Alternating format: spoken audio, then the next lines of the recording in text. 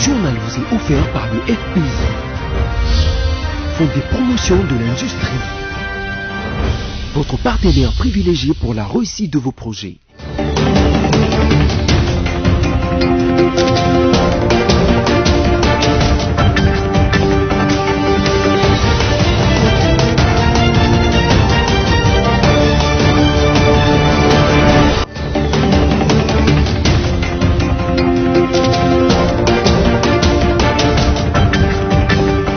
Mesdames, Messieurs, bienvenue à cette nouvelle session d'information sur BSC Télévision dont voici la charpente.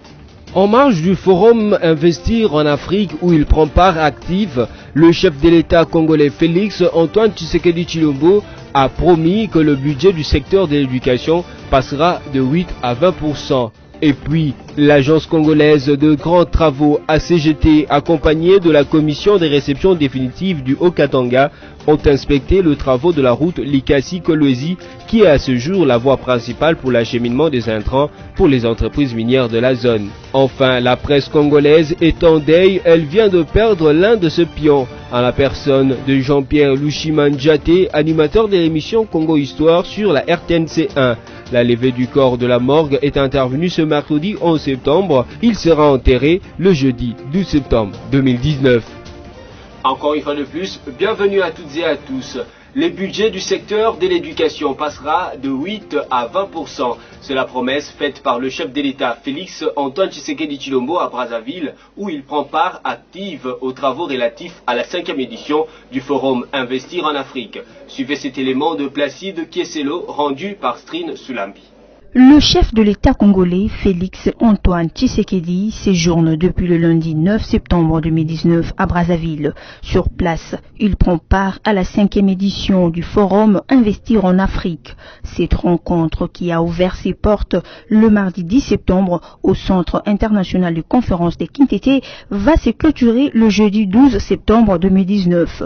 Prenant la parole à l'issue de ces assises, le président congolais Félix Tshisekedi a annoncé l'augmentation des dépenses de l'éducation de l'ordre de 12%, soit de 8%, 20% dans le budget annuel de la RDC. Il a, à la même occasion, confirmé la gratuité de l'enseignement de base devenue effective depuis le lundi 2 septembre 2019. Devant ses pairs africains, le numéro 1 congolais a émis le vœu de voir Kinshasa organiser la 6e édition du Forum Investir en Afrique dans ses murs. Réunis autour de l'ancien président de l'Assemblée nationale, Aubin Minakou, les membres de la coalition FCC Cash, originaire du Grand Bandundu, ont remercié le chef de l'État Félix Tshisekedi ainsi que le chef de l'État honoraire Joseph Kabila pour avoir désigné certains d'entre eux dans le gouvernement Ilunkamba. Les détails dans cet élément. C'est autour de l'ancien président de l'Assemblée nationale, Aubin Minakou Ndjalanjoko, accompagné de madame son épouse et de sa fille, que les acteurs politiques membres de la plateforme Grand Bandundu se sont retrouvés le week-end dernier. Objectif, remercier les chefs de l'État, Félix Antoine Tshisekedi Tshilombo et les sénateurs Joseph Kabila Kabange, respectivement chef de file de Cap pour les changements et chef de file de Fonds commun pour le Congo, pour avoir désigné et nommé leurs frères et sœurs au sein du gouvernement que dirige Sylvestre Ilunkamba. Nous sommes là pour honorer les nôtres, pour remercier Félix Tshisekedi en tant que chef de file de Cash, pour avoir désigné certains d'entre nous comme candidats au poste de ministre. Ils ont été retenus. Nous voudrions remercier sincèrement Joseph Kabila pour avoir désigné certains d'entre nous afin qu'ils soient nommés par le président de la République comme vice-premier ministre, ministre délégué et vice-ministre. Il s'agit de Willy Ngopos, vice-premier ministre et ministre aux ITPR, Baudouin Mayo Mambeke, vice-premier ministre et ministre au budget, Manzenga, ministre d'État au transport, Jonathan Bialoussouka, ministre à la pêche et élevage, Guy Mikoulou, ministre du développement rural, Michel Mvouzi, ministre délégué aux affaires coutumières, Albert Mpeti, vice-ministre de la Santé, Germain Kambinga, vice-ministres à la formation professionnelle, sans oublier les ministres des Affaires sociales et les vice-ministres à l'intérieur. Au nom de ses frères et sœurs, élevés au rang des membres du gouvernement, le vice-premier ministre et ministre au budget, Baudouin Mayo Mambeke, a appelé la plateforme Grand Bandundu à l'unité malgré le démembrement de leur province. Il n'a pas manqué de rappeler les rôles joués par certains notables de Grand Bandundu sur les plans politiques, économiques, social et culturel, tout en appelant ses frères et sœurs à fédérer autour de Obem Minakou, à qui le leadership du Grand Bandundu est désormais confié. Le Grand Bandundu doit demeurer uni, même démembré. Moi et au nom de mes collègues, nous pensons que ce sera une bonne façon de nous accompagner en nous fédérant autour de cette plateforme Grand Bandundu et en confiant le leadership au président Obem Minakou. J'ai été député de la législature dont il était le président. J'étais parfois très dur contre lui, mais le président Obem m'a toujours reçu, accueilli comme son frère. Amen. Il me disait chaque fois, tu es dans ton camp, tu joues ton rôle, je suis dans mon camp, moi aussi je fais mon rôle, mais nous sommes des frères. Pour lier l'utile à l'agréable, un verre et un repas copieux a été partagé en famille, question de raffermir et consolider leurs liens. Le programme du gouvernement Ilunkamba est, comme il fallait s'y attendre, rejeté par la plateforme Lamuka, qui ne reconnaît pas le pouvoir des sectes exécutifs. Dans une interview accordée à la réaction des BSC TV, Frès Epenge, communicateur de cette plateforme, qualifie ce programme d'incomplet. Il est ici au micro de Clarisse Bebimwika. Le programme du gouvernement de coalition Cash FCC présenté par le Premier ministre Ilunga Ilunkamba lors de l'investiture de son équipe à l'Assemblée nationale continue d'amasser de réactions positives comme négatives. S'il a été adopté à la majorité absolue à la Chambre basse du Parlement, ce programme est rejeté par certains Congolais, dont ceux de la coalition Lamuka. Prince Epenge, cadre de cette plateforme politique, les juges d'incomplet et du déjà entendu. Le Premier ministre n'a ni chiffré ni chronométré ses actions. Quand vous entendez cette littérature de M. Ilunkamba, vous avez l'impression que c'est en fait la fable de La Fontaine. Peut-être qu'on peut émettre des avis sur l'accord, aussi l'accord du passé présent ou le passé passé. Mais à part ça, il n'y a aucun chiffre. Il n'y a à aucun moment il a parlé du délai ou du temps que chaque réforme devrait avoir. On va construire un studio pour les musiciens congolais.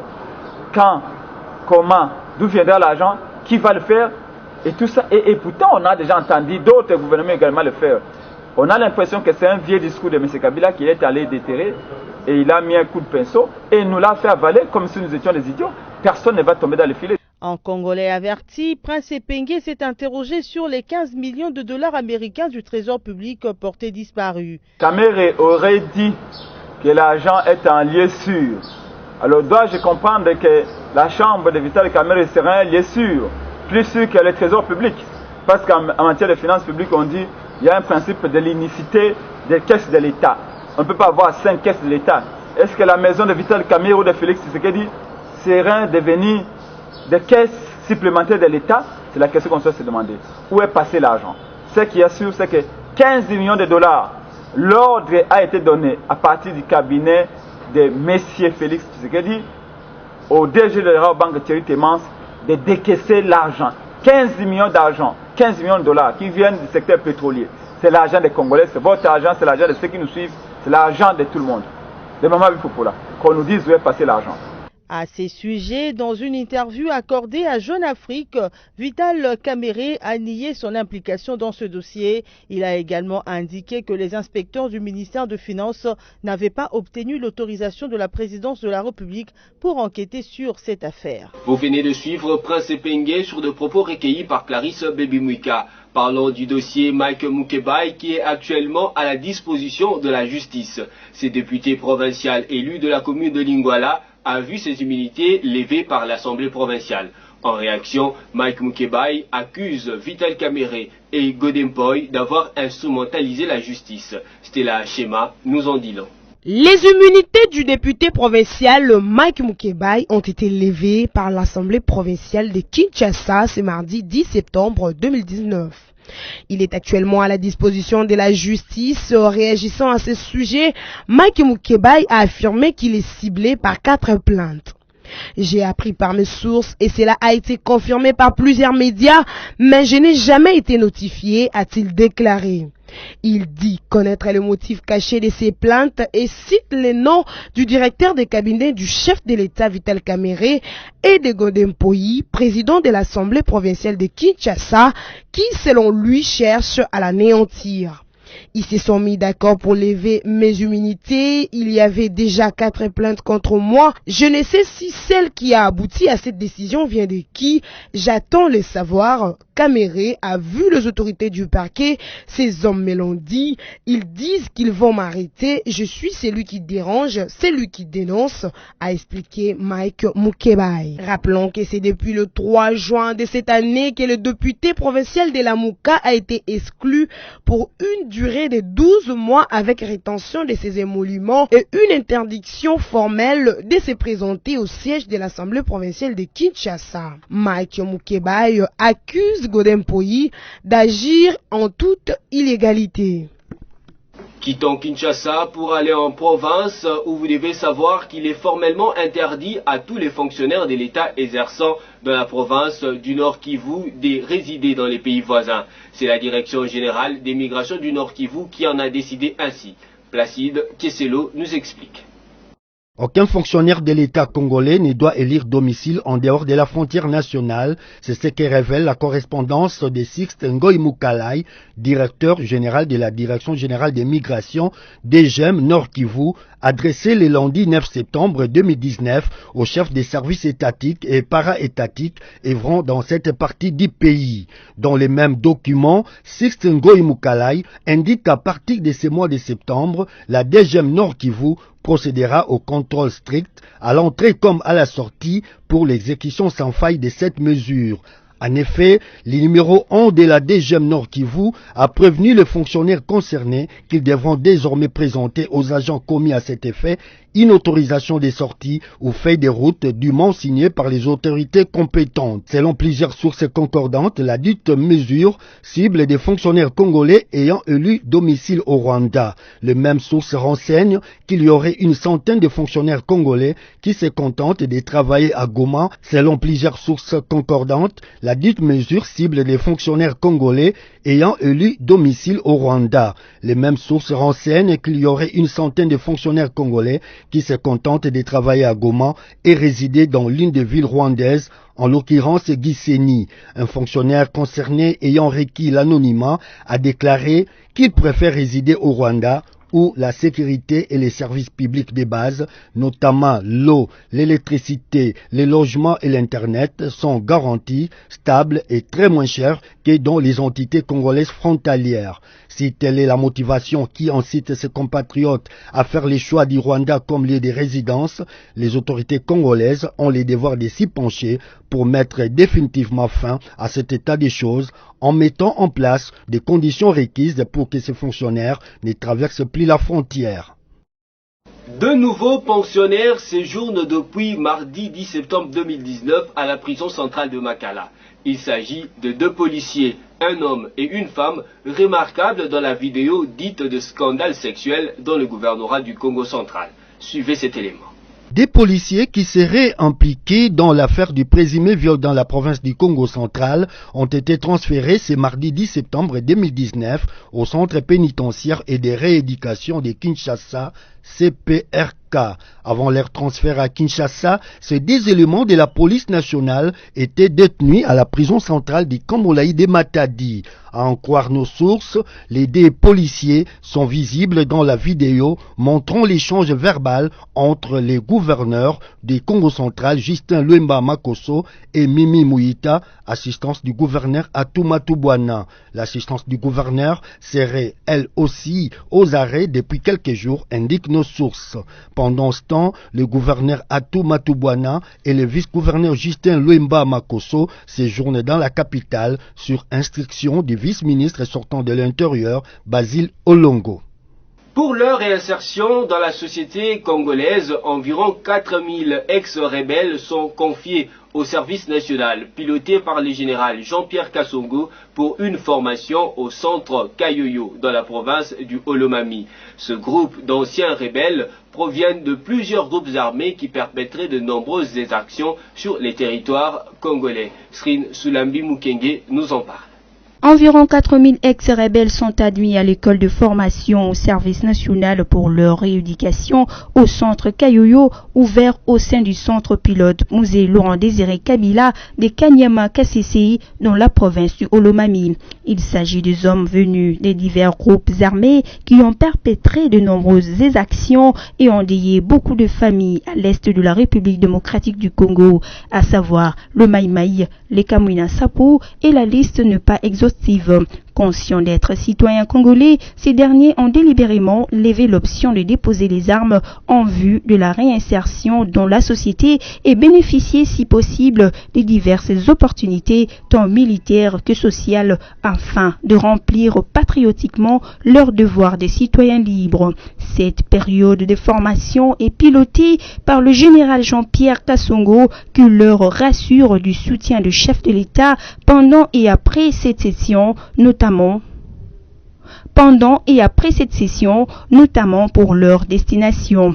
Par ailleurs, le général Jean-Pierre Kassongo, dans son adresse à la presse sur place à Kayoyo, s'est déclaré heureux de réaliser le travail des transformations d'anciens rebelles en vrais citoyens et bâtisseurs. Il a également insisté sur le fait qu'il faudrait désormais tester un nouveau paradigme qui mettra fin à l'ancienne pratique, celle qui faisait que les anciens rebelles étaient intégrés dans l'armée et aussitôt sur le champ de bataille, ils regagnaient la rébellion. Mais en tout, il a également précisé que seul le chef de l'État a le dernier mot sur leur destination à la fin de la formation. C'est depuis le mardi dernier que le gouverneur du Kasaï central, Martin Kabouya, a inauguré les installations du programme des Nations Unies pour le développement PNUD à Kananga. Suivez cet élément de reportage qui porte la marque d'Estella Hachema. Le programme des Nations Unies pour le développement PNUD a pris ses quartiers à Kananga. Le PNUD a procédé à l'installation officielle de son bureau ce mardi 10 septembre 2019 devant le gouverneur de cette province, Martin Kabouya Moulamba, qui a coupé le ruban symbolique devant l'immeuble entièrement réhabilité et mis à la disposition du PNUD par le gouvernement provincial au quartier du ministère. Cette cérémonie a eu la participation de plusieurs autorités, notamment David Carr, représentant spécial adjoint du secrétaire général des Nations Unies et coordonnateur des agences du système des Nations Unies en RDC, les représentants résidents du PNUD, Dominique Sam, et les représentants du Fonds des Nations Unies pour la population, Sem Houghton. Ici, il est noté que l'ouverture de ces bureaux à Kananga a pour objectif renforcer la dynamique des actions humanitaires vers les actions de relèvement communautaire impliquant le développement durable de peuples du Kasaï, rendus vulnérables par la misère qui a fait les lits de l'insécurité ces 2 dernières années dans la région. Dans sa mission de doter la République démocratique du Congo de routes dignes de son rang, l'agence congolaise de grands travaux ACGT, accompagnée de la commission des réceptions définitives de Haut-Katanga, ont inspecté le travaux de la route Likasi-Kolwezi, qui est à ce jour la voie principale pour l'acheminement des intrants pour les entreprises minières de la zone. Suivez cet élément de nos confrères du Haut-Katanga. En sa qualité de maître d'ouvrage, l'agence congolaise de grands travaux Haut-Katanga a conduit la commission des réceptions définitives composée de l'office de route Haut-Katanga, office de route Lualaba, la CNPR, les représentants des exécutifs des 2 provinces, ainsi que l'entrepreneur Greg 7 à une visite d'inspection de la route Likasi-Kolwezi. Il a été question d'évaluer la levée des réserves mises lors de la réception provisoire intervenue il y a une année. Une voie qui peut être aujourd'hui parmi les plus belles routes du pays a été construite grâce à un financement obtenu de l'exploitation de la même route suite au péage. Elle relie le Haut-Katanga au Lualaba et demeure la voie principale pour l'acheminement des intrants pour les entreprises minières de la zone et l'évacuation de leur production. On remarque aussi sur cette route la présence de postes de péage ainsi que de ponts bascules. Floribert Mwamba Chifombe, chef d'antenne de la CGT au Katanga, n'a pas caché sa joie. Aujourd'hui, nous nous rendons compte que nous sommes finalement arrivés à réceptionner définitivement la route, ce qui signifie que nous avons achevé tous les travaux qui devaient être faits. Et les travaux, nous avons constaté tous ensemble, avec tous les experts qui nous ont accompagnés, que le travail a été bien fait, à part quelques petites dégradations qui sont bien entendu dues au fait de l'usure de la route dont les travaux ont commencé il y a longtemps et pendant que les travaux se faisaient également la route était utilisée.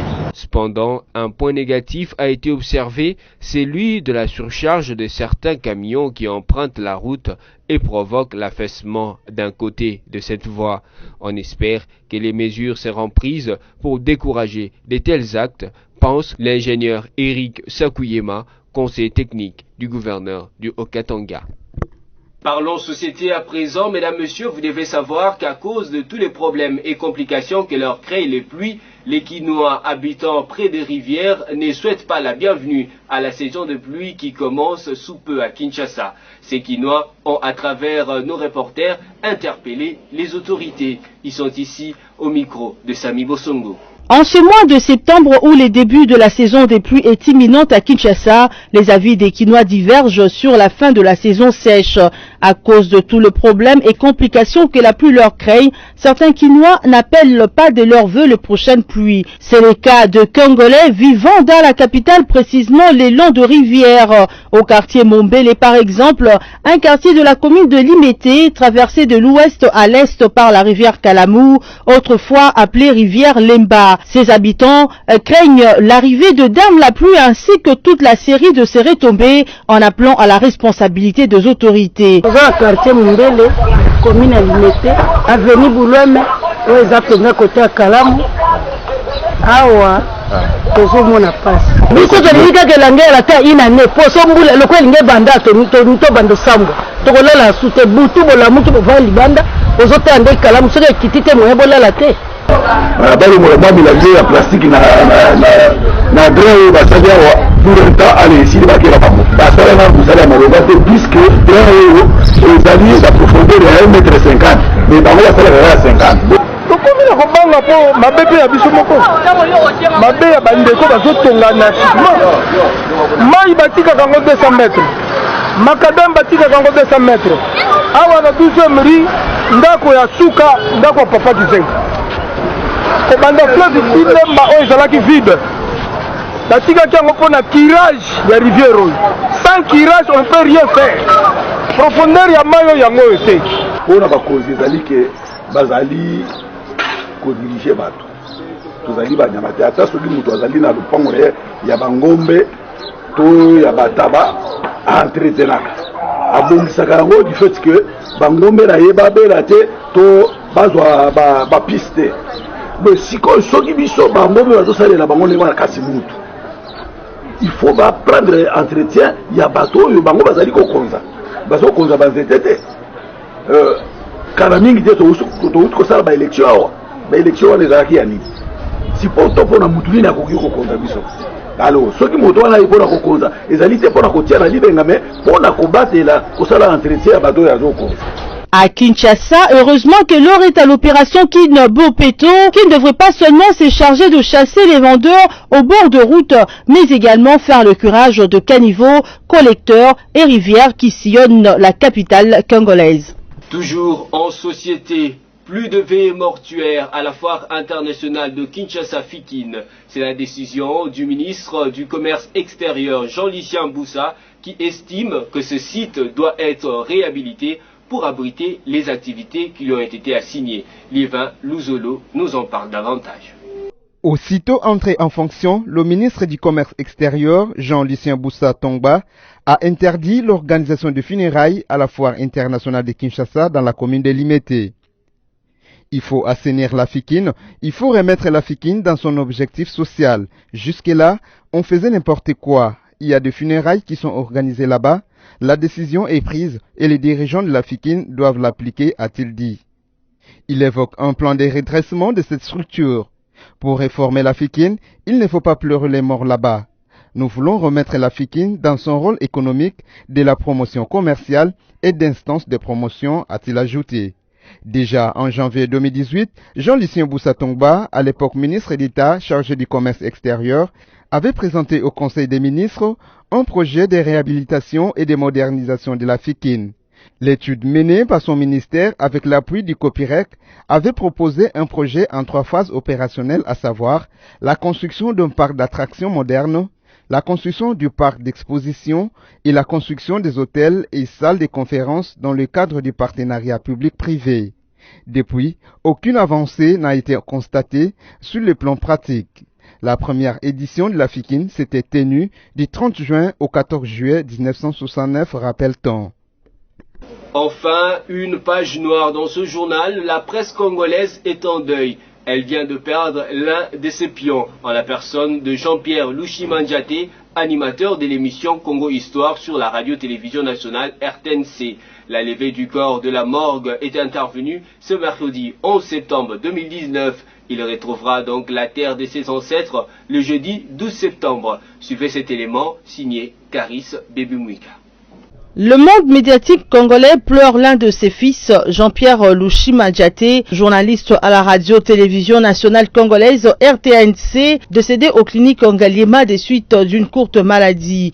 Louchima, d'une carrière ô combien louable, a marqué ses téléspectateurs avec son émission polémique Congo Histoire. Philosophe des formations et chanteur, il a fait son entrée dans le média avec des émissions culturelles comme Barza, ainsi qu'avec sa fameuse chanson Amina. C'est ce mercredi 11 septembre qu'est intervenue la levée du corps de la morgue de clinique Ngaliema.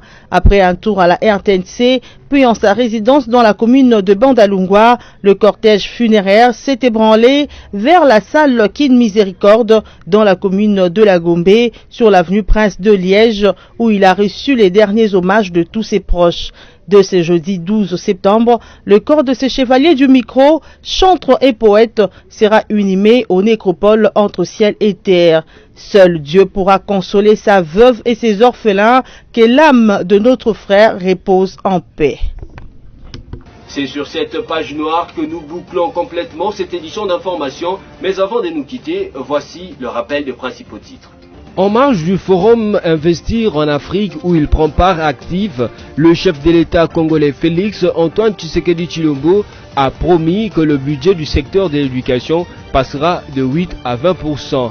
Et puis, l'agence congolaise de grands travaux ACGT, accompagnée de la commission des réceptions définitives du Haut-Katanga, ont inspecté le travaux de la route Likasi-Kolwezi, qui est à ce jour la voie principale pour l'acheminement des intrants pour les entreprises minières de la zone. Enfin, la presse congolaise est en deuil, elle vient de perdre l'un de ses pions, en la personne de Jean-Pierre Louchimandjaté, animateur de l'émission Congo Histoire sur la RTNC 1. La levée du corps de la morgue est intervenue ce mercredi 11 septembre. Il sera enterré le jeudi 12 septembre 2019. Ce journal est complètement fini, mesdames, messieurs. Merci de nous avoir suivis depuis la commune de Bandalungwa à Kinshasa. Restez branchés sur les antennes des BSC Télévision. Les informations continuent avec la revue de presse.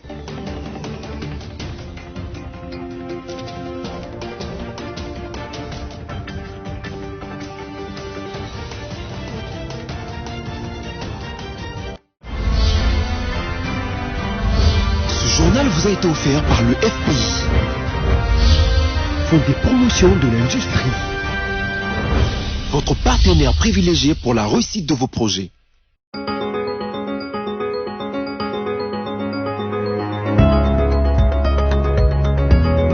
Mesdames, Messieurs, bienvenue à la revue de presse de ce mercredi 11 septembre 2019 sur BSC TV. Abordons cette revue de presse avec le site internet Congo Virtuel qui titre « Qui a logé les télécoms de la RDC au Rwanda ?» Un expert congolais en data prétend que le serveur qu'utilise la SPT et qui contrôle toute la télécommunication de la RDC passant par la fibre optique est installé par Axiom Network et basé à Kigali. La SCPT dément et affirme qu'elle contrôle tout le flux de communication avec ses serveurs basés en RDC, mais un anonyme revient à la charge pour soutenir qu'à l'est de la RDC, Vodacom, Airtel et Orange sont connectés à la fibre optique du Rwanda qui gère également leurs data. Qui dit vrai. Entre-temps, les Congolais sont désemparés et le sujet prend des tournures politiques. Depuis le week-end dernier, les Congolais sont sur la dent. Leur communication serait gérée à partir de l'étranger et plus précisément du Rwanda. L'annonce a été faite sur les antennes du Top Congo FM par un nommé Don de Dieu Kabou qui se présente comme expert en data numérique. Celui-ci a en effet affirmé que le serveur qu'utilise la société commerciale de postes et télécommunications et qui contrôle le flux de communication téléphonique ainsi que toute la télécommunication passant par la fibre optique est installé par Axiom Network est basé à Kigali. Conséquence, selon l'expert, toute personne qui se connecte par connexion fibre optique verra que son adresse IP vient du Rwanda, qui peut ainsi avoir toutes les informations de toutes nos communications. Et d'ajouter, la SCPT le sait et nous ne pouvons pas être infiltrés jusqu'à ce niveau-là. Avant de cogner encore plus l'alarmiste, les autorités doivent prendre des mesures d'urgence pour mettre fin à cette situation extrêmement grave sur le plan sécuritaire. Évoluons dans cette revue de presse avec Forum des As qui note économie. Acacia Bandouboula milite pour la stabilité des prix sur le marché. La stabilité des prix sur le marché sera le cheval de bataille du nouveau patron de l'économie nationale congolaise. Lors de sa prise de fonction, Acacia Bandouboula promet entre autres de favoriser l'entrepreneuriat de femmes, celui des jeunes ainsi que de personnes vulnérables. La ministre de l'économie nationale reconnaît que rien n'est facile lorsqu'on lutte pour la stabilité des prix sur le marché. Voilà pourquoi elle sollicite le concours de tous les Congolais. En tant que ministre de l'économie nationale, je veillerai à la stabilité des prix sur le marché. Tout sera mis en œuvre pour faciliter également l'entrepreneuriat afin de booster l'économie de la RDC. De manière particulière, je féliciterai l'entrepreneuriat de femmes, l'entrepreneuriat de jeunes ainsi que celui de personnes vulnérables. Pendant mon mandat, je veillerai notamment à la stabilité du cadre macroéconomique, a promis Acacia Bandouboula. Acacia Bandouboula Mbongo s'est lancé en politique encore jeune. Une fois en Europe, est persuadée de la lutte qu'a menée Etienne Tshisekedi. Elle décide d'adhérer à l'Union pour la démocratie et le progrès social, parti politique dont elle est restée militante jusqu'à sa nomination au poste de ministre de l'économie nationale. Achevons cette revue de presse avec le site actualité.cd qui écrit « Électricité, il faut plus ou moins 8 milliards de dollars pour mettre en conformité le réseau de Kinshasa ». Le directeur général de la Société nationale d'électricité, Bosco Kayombo, a plaidé mardi pour le renforcement des capacités de sa société pour améliorer la couverture de Kinshasa en électricité. Dans son exposé sur comment résorber les déficits en électricité dans la capitale, à l'occasion de la 4e édition du Forum Expo Béton au Pullman Grand Hôtel Kinshasa, il a notamment évoqué le besoin de la SNEL. Il a posé aussi la problématique de la tarification. Il a également évoqué la question de l'infrastructure ainsi que l'autre obstacle qui rend difficile la couverture à Kinshasa et le problème des transports. À peine 550 MW sont transportés alors que la demande est de plus de 1000 MW. Aujourd'hui, le taux d'électrification de la ville est de 44,1%. Voilà, c'est tout pour la revue de presse d'aujourd'hui. Merci de l'avoir suivi et bonne suite de programmes sur nos antennes.